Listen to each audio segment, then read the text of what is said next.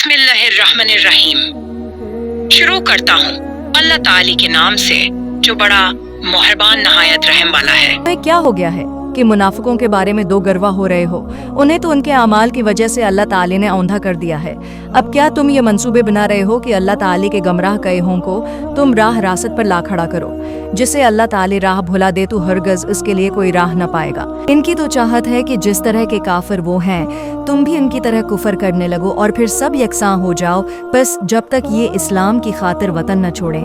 ان میں سے کسی کو حقیقی دوست نہ بناؤ، پھر اگر یہ منہ پھیر لیں تو انہیں پکڑو اور قتل کرو جہاں بھی یہ ہاتھ لگ جائیں۔